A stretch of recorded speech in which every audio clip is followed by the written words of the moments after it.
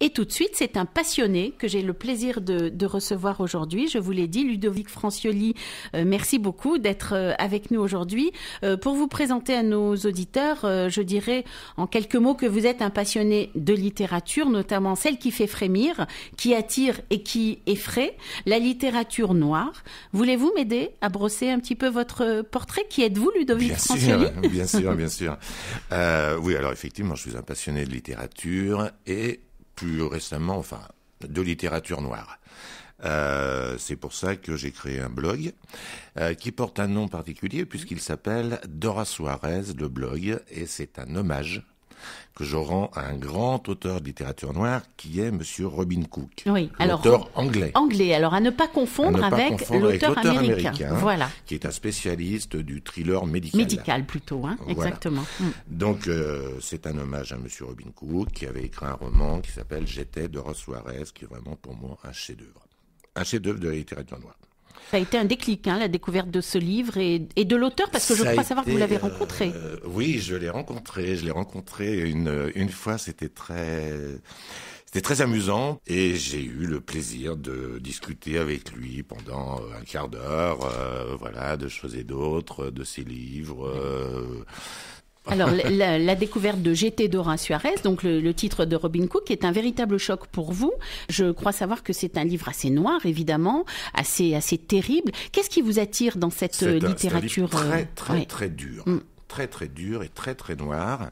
Et ce qui m'intéresse dans la littérature noire, c'est que la littérature noire n'est pas seulement du polar, au sens propre du terme, ni du thriller, au sens aussi, c'est aussi un témoignage social, avant tout. Avant tout, c'est un témoignage social, et il y a quelques rares auteurs qui savent très bien le faire, comme Monsieur Robin Cook. C'est la patte de Robin Cook qui vous a vraiment amené. C'est la patte des auteurs comme Robin Cook. Voilà. Vous avez donc créé ce blog qui porte le nom Dora Suarez, le blog. Quels sont vos objectifs en 2012 lorsque vous lancez ce blog? C'était un petit peu avant 2012, donc j'ouvre mon blog. Comme je suis nul en informatique, je demande à ma fille de me le faire. Et puis j'écris ma première chronique. D'accord. Voilà. Et mon but, c'est de faire des chroniques et non pas de faire des critiques, parce que je pense que je ne suis pas... Je ne peux pas me permettre de critiquer un auteur qui est un auteur professionnel. Donc ce que je n'aime pas, ce que je lis et que je n'aime pas, je n'en parle pas. Vous n'en parlez pas. Mais... Voilà. Je ne parle que des choses que j'aime, que des romans que j'ai aimés. Au-delà de votre passion pour le roman noir, j'ai l'impression que ce que vous aimez, ce sont surtout les rencontres avec les auteurs d'une part et avec les lecteurs d'autre part, avec les liens, à travers les liens que vous nouez avec eux, non? Oui, alors c'est très exactement ça. C'est-à-dire qu'après avoir créé ce blog, on s'est monté en association, de manière à faire quelque chose qui était une association qui allait assurer la promotion de la littérature noire. Alors, ça a commencé par des dédicaces, organiser des dédicaces dans des librairies. On a très bien travaillé avec Monsieur Hervé Blanchard, qui était le libraire de la librairie Fantasio à Villeurbanne, oui, absolument. On a travaillé pendant des années à organiser des choses. On a organisé donc le prix Dora Suarez, qui est remis tous les ans. Voilà. Et on organise là actuellement, dans l'actualité, on vient de créer une collection éditoriale. Ah oui.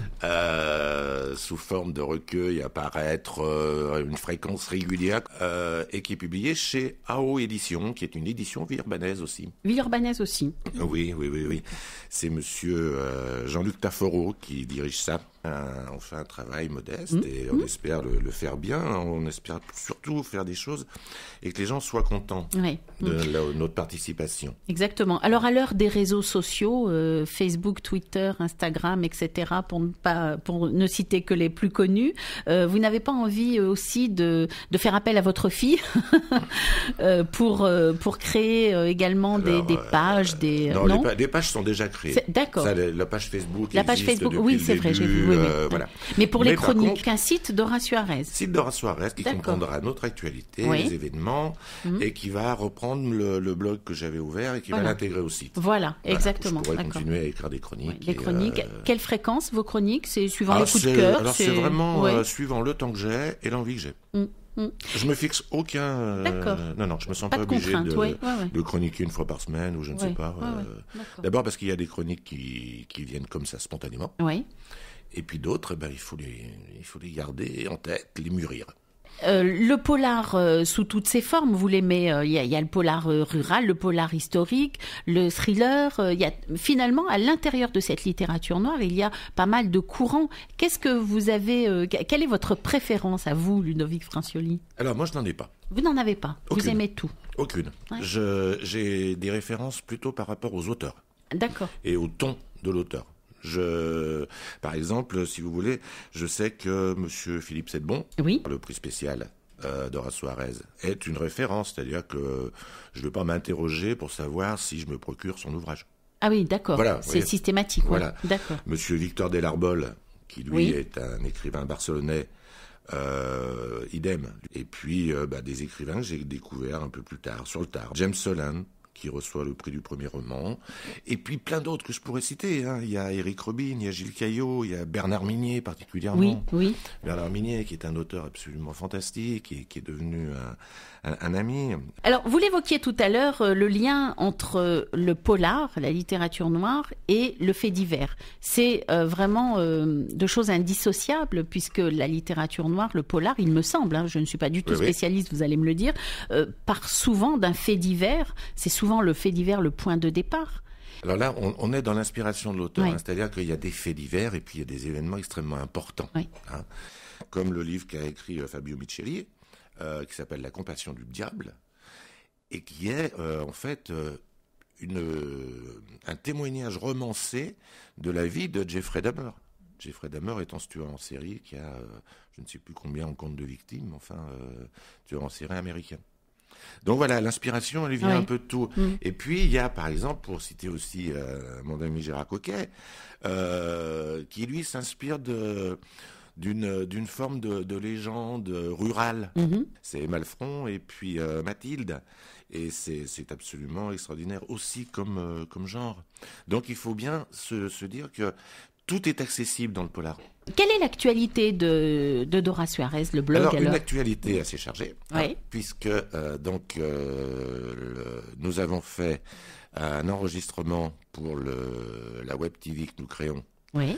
On a fait cet enregistrement dimanche au Petit Noir avec Monsieur Fabio Micheli, donc pour un entretien avec lui, avec la rubrique de Marie-France Adamczynski, qui est son coup de cœur, et la rubrique du libraire, donc Jean-Pierre Barrel. On a enregistré ces trois rubriques, et on mettra en boîte le premier épisode, l'épisode 0.